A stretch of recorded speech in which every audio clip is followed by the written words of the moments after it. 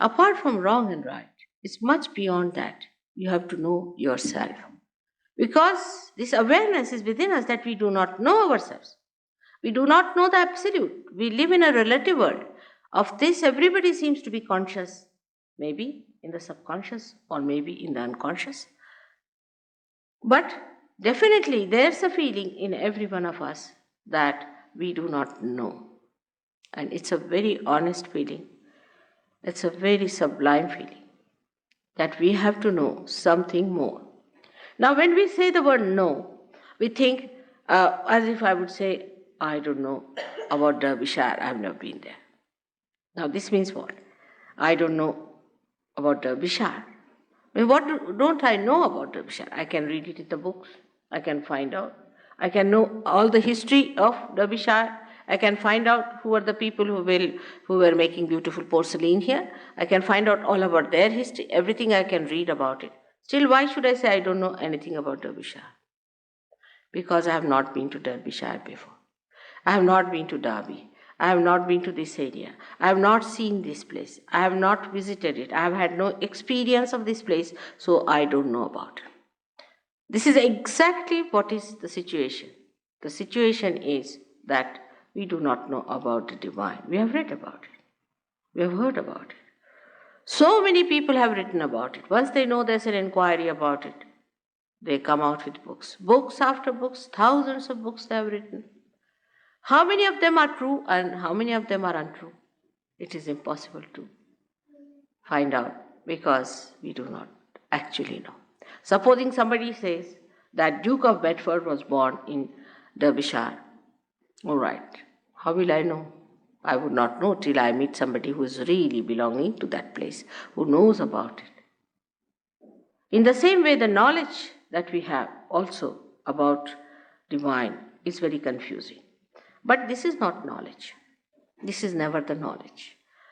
The idea of knowledge comes to us as if it is a kind of an answer to our inquiries, which is rational, which we can understand intelligently through our intelligence.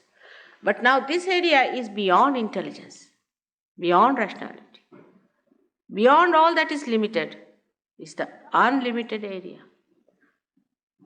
All such unlimited areas can be only known by experience of your awareness.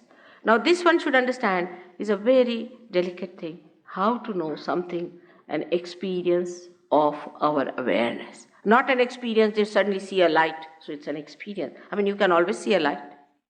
It's so great. The people feel about it that they have seen some light suddenly sparking before them. Nothing so great. There could be some areas from there a sparking can come and maybe it is of no use to you, but just you might feel that you have experienced. So one must know that seeing is not experiencing. For example, a dog sees this instrument. But what does he know about it? He sees it.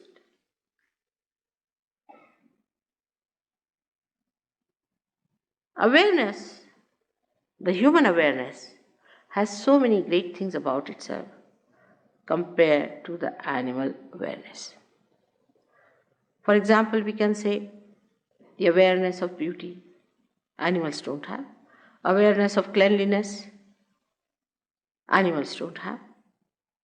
Human beings have these built within themselves. They can feel it. They can feel it on their central nervous system. So whatever is your awareness is to be felt on your central nervous system. It's not just an imaginary thing or an intellectual discussion. Yes, I know, I know. Not that way. The knowledge should come to you through your feelings. Like, I can feel this is hot or cold. But a stone will not feel anything. In the same way, the feeling has to come through your central nervous system. That means your awareness itself has to be charged.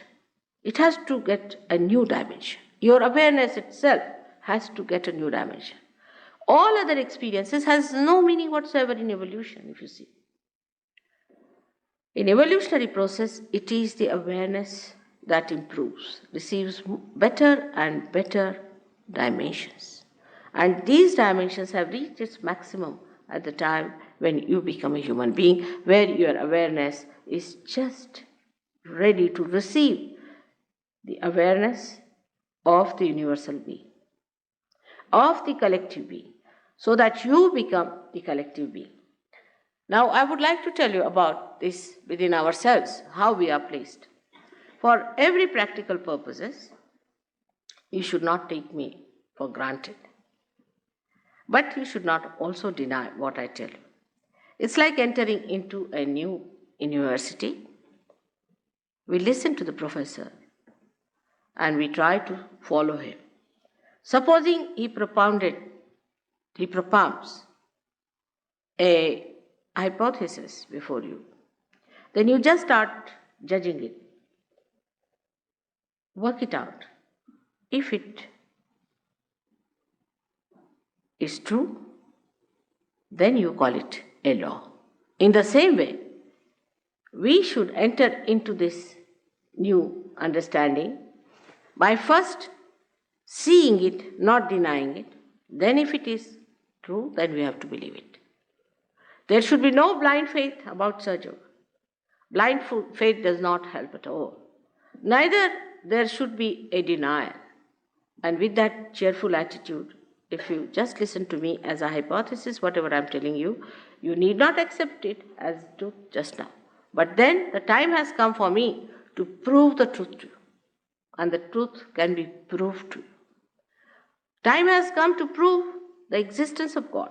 To prove, not prove that I give you a big lecture or take you to courts or some sort of a thing like that. But how am I going to prove it? On your awareness. It is going to be absolute experience of your awareness. You are not going to believe in him. Even if you believe under certain circumstances, it's a belief that is blind. It has no meaning for any intelligent person, and a day will come that such a person is going to denounce that kind of a blind faith. So now within ourselves, as I said, is a built-in system which has come to us through our ascent in our awareness at different stages, which is like a history written within ourselves, how we become human beings. Into different stages we were divided. First of all, the stage of the carbon, where we became alive. The dead became the life. That is placed at that point. It is below that great power within us, which lies in the triangular bone, which we call as Kundalini. Now, this power is the power of desire, of the ultimate desire, the only desire, the real desire that we have within ourselves. All other desires become useless. See, in the affluent countries now, people have achieved affluence, they are rich, well-to-do, but they are not happy. This is the state where we should realize that affluence, if it was our desire, is not the real desire. Because when we got the affluence, we should have been very happy and joyous people, but we are not. And the basics of economics is that wants in particular may be satiable, but in general they are never satiable, means matter cannot satisfy your wants. So what is the want? What is the seeking one has is hidden in this power. Now somebody might say there might be some other methods, mother, which can be something else that can work it out. There's no other method, because this has been worked out for thousands and thousands of years within yourself since you became carbon, and is all arranged within you by nature. Like somebody can say that a seed has to sprout by some other method. There is no other method for a seed. The seed has got a primule, and the primule has to be awakened, is the only way it works out. In the same way, it is going to work out in all of you. This power is to be shaken within you. It is to be awakened within you. If it is awakened within you, it rises. But what is this power? This power is to become one with the Spirit.